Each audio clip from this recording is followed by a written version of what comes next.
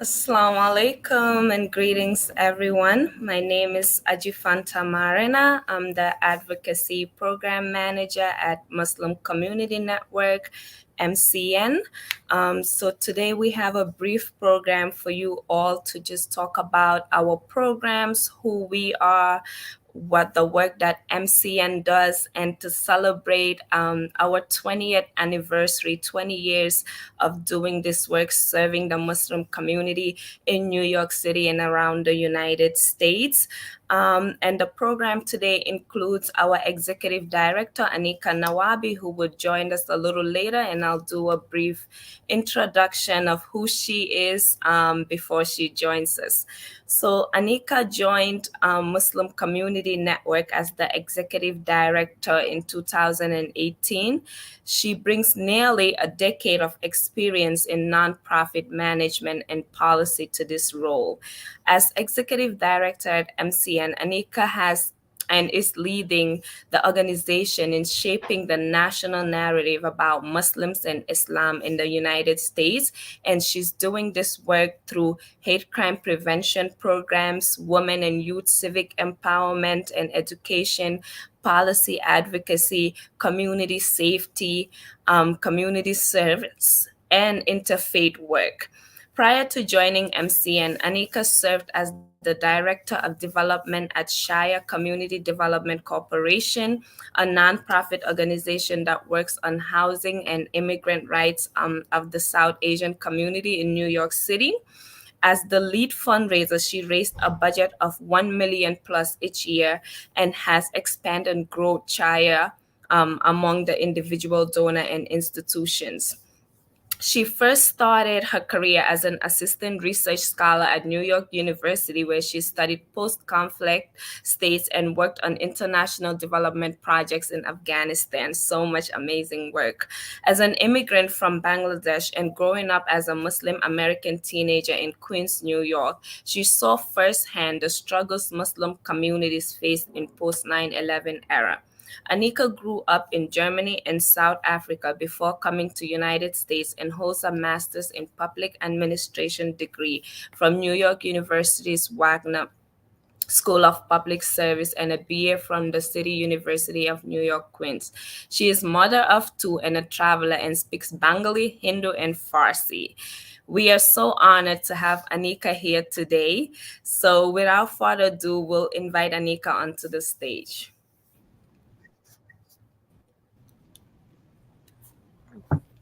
Hello, assalamu alaikum, everyone, and to all the viewers of ITV.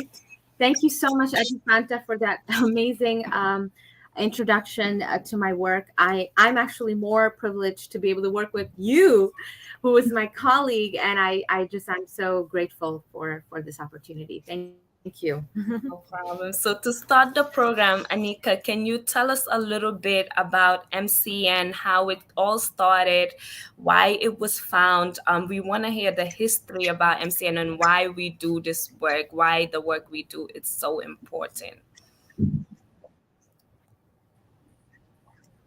Absolutely. The Muslim Community Network, known as MCN, we started right after 9/11 happened back in 2002. We realized that right after 9/11 again, that the Muslim community was facing an unprecedented amount of backlash from the community, from the feds, from the government. And so there was no real, civil society-based organization that was addressing the needs of the Muslim community. And I want to make this distinction between civil society and then our houses of worship. Our mosques, our masjids, our houses of worship are amazing places for us to go and congregate and live our faith.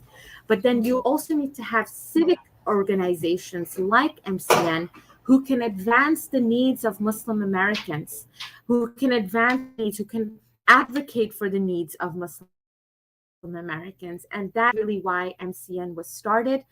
It was started by amazing pioneers of the Muslim community, such as Sister Aisha Al-Adawiya, Sister Robina Niaz, who is right now with Turning Point for Turning Point for Muslim Women, Dr. Debbie Al-Montasser, who is still is our board president, in fact, and then Imam Talib. These were all pioneers of our community. I came in much later. I came in just 4 years ago. The whole millennial generation now, right? We've experienced 9/11. We grew up with the discrimination. We were young at that time, right? But now we also have a voice. And that's why the Muslim Community Network, our focus is on really building the civic leadership of the next generation of Muslim Americans. And that's why our programming lies with youth. Youth is a huge part of our mission, and then as well as the larger adult community. So that's who we are. Yeah. Thank you so much. Doing this work with you has been so amazing, and it's been such an honor, Aniqa. And so I work with hate crime prevention work, doing advocacy. And do you want to talk a little bit more about the other programs that MCN has? You've mentioned the youth, working with youth and women. Maybe elaborate a little bit more on that.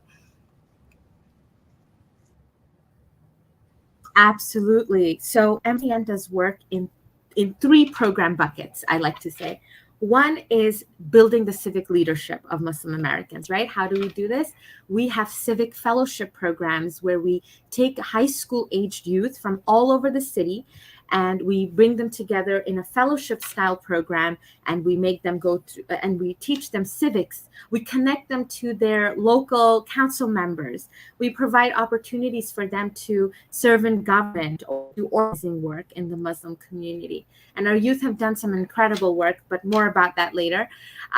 In that same light, we have a Muslim women's civic leadership program, and this is where we meet the community where they are, which is our mosques and our houses of worship. So we go to a mosque, we do a 8-week training for the Muslim women that come to that mosque.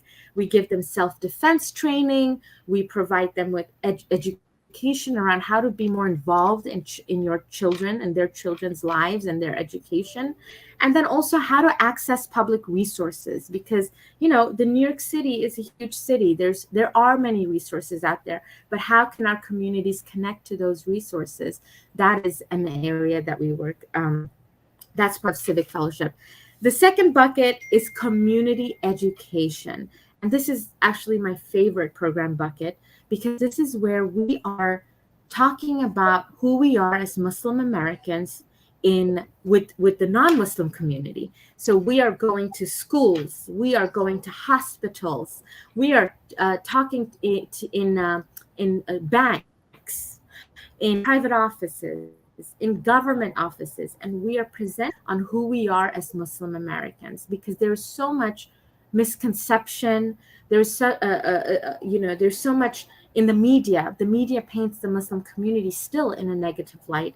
And so we want to kind of dismantle those misconceptions and teach our youth, teach our healthcare workers, teach our representatives who we are as the Muslim community. And, Islam was in the United States before people even, right when even the Native Americans were the real owners of this land.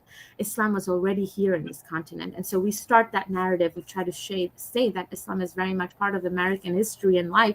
And so we're very much part of this life. So anyway, that's our community education part.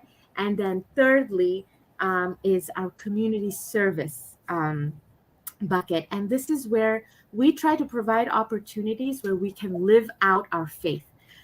Islam and our faith teaches us to be good neighbors, to give back to our communities. And so we provide these opportunities to volunteer at soup kitchens, volunteer at our food giveaways, volunteer at park cleanups, so that the public can see that we are very much a part of the civic and social life of our city. So those are really the three main programs. And I actually didn't touch on the advocacy program, which we just started, and it's part of the community education bucket.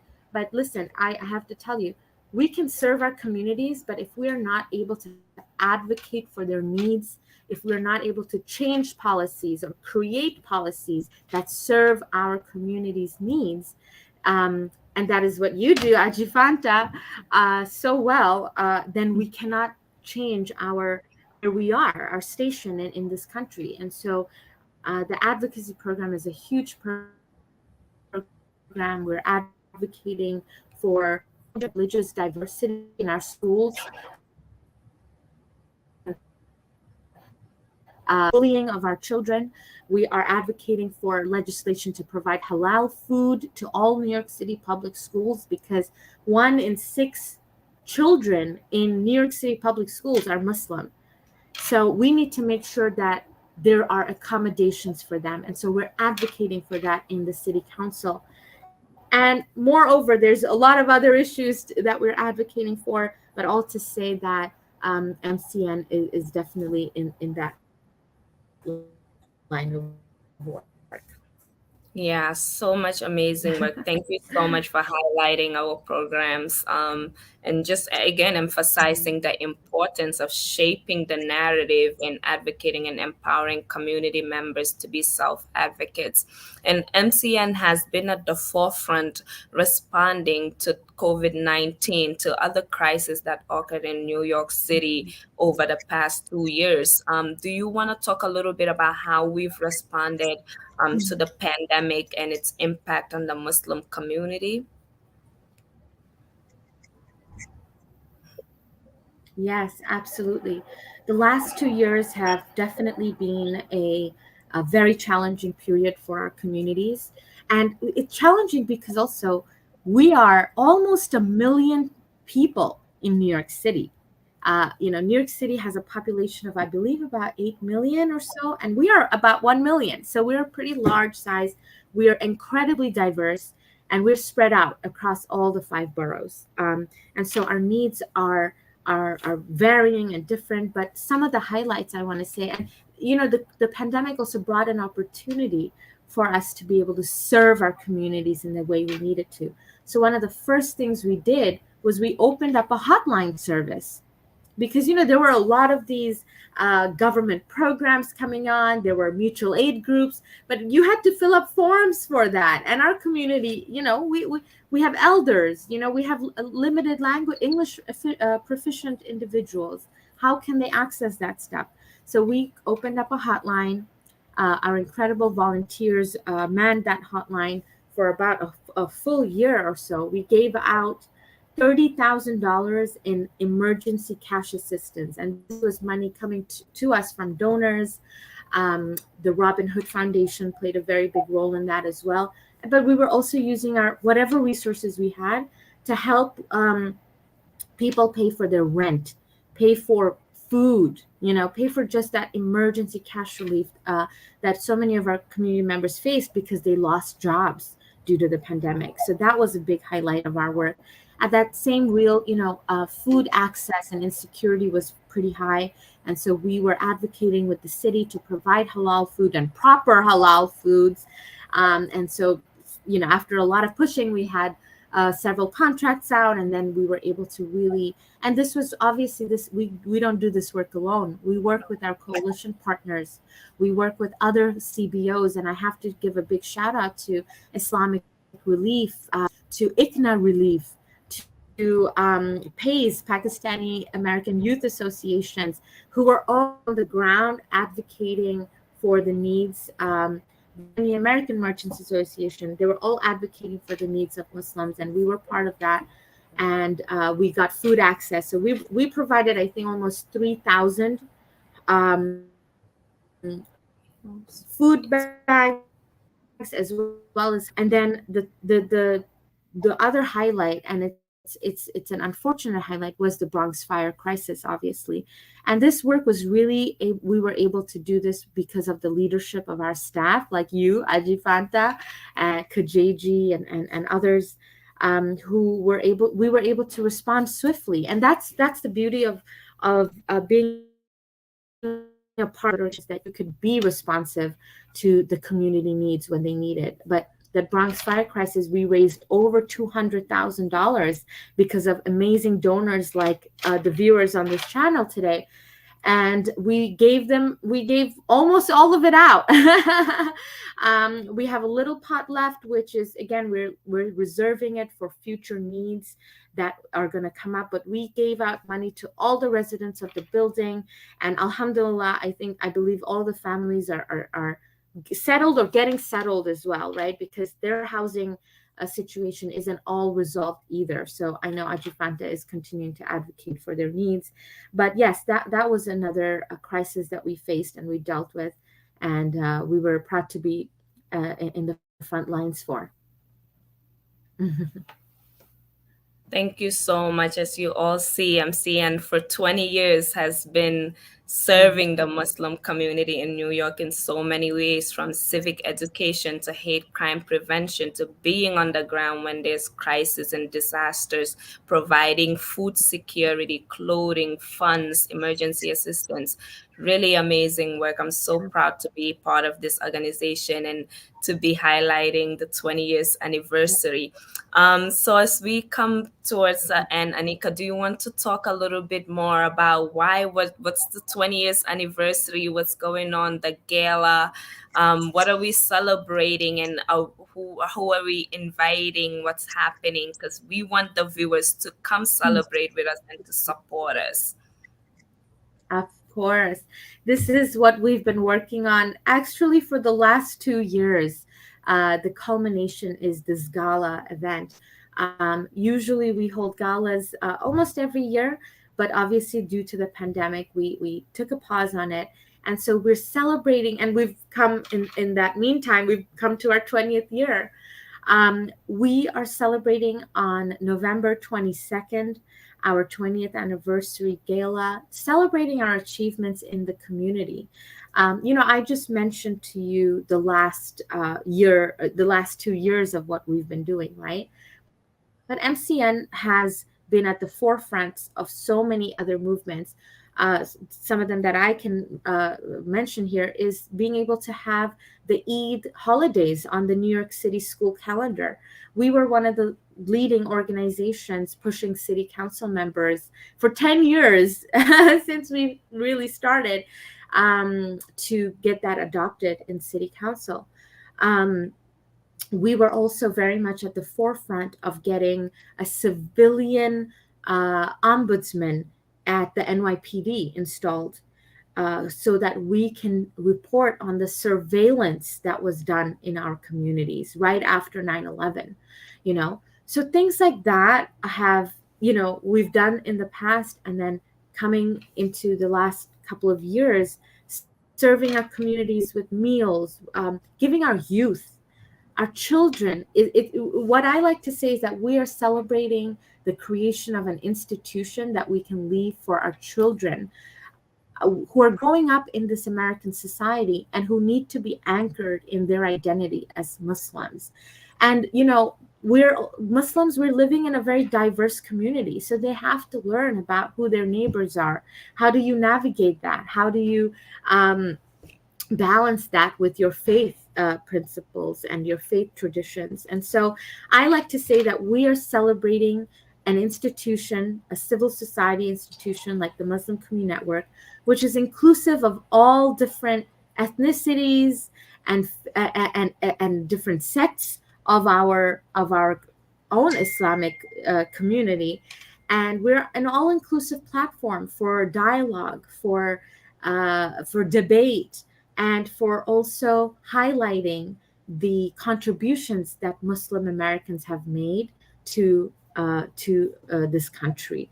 And so we're celebrating on next Tuesday. We have an amazing lineup of honorees, Imam Khalid Latif and Sheikh Jaffer from the Islamic Center of NYU. We have Dr. Saira Madad, who is a Muslim woman pandemic epidemiologist who was at the forefront of setting up New York City's infrastructure on how to respond to the pandemic. And we're super proud of our women, leaders that lead such things. So we're honoring her. And then finally, we are honoring Dr. Craig Considine, who's a professor lecturer at Rice University, and he's a devout Christian who has written 7 books on Islam and Muslims. So he's done an incredible amount of interfaith bridge building work, and that's what we are honoring him for. He has over 200,000 Twitter followers, and we're honoring him for shedding light on how, as a Christian, he is writing about Muslim and the contributions of our prophet, our beloved prophet, sallallahu alaihi wasallam, to society and the world. So we want to honor him. So we have these amazing honorees. We also have a couple of community honorees, people who we've worked with personally, like the Gambian Youth Organization, who we worked with during the Bronx crisis, and who has done an amazing job advocating for the needs of of New Yorkers.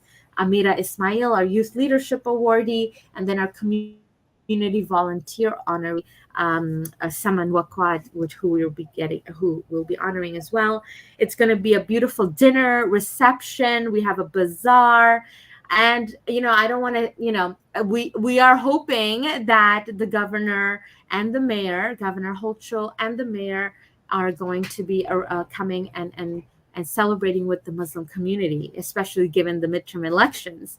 And so we are hoping to see them there as well. So it's really a celebration of the Muslim civic leaders, of leaders who are in business, in policy making, as well as our interfaith partners and our allies who are with us in this work. So it's going to be really amazing.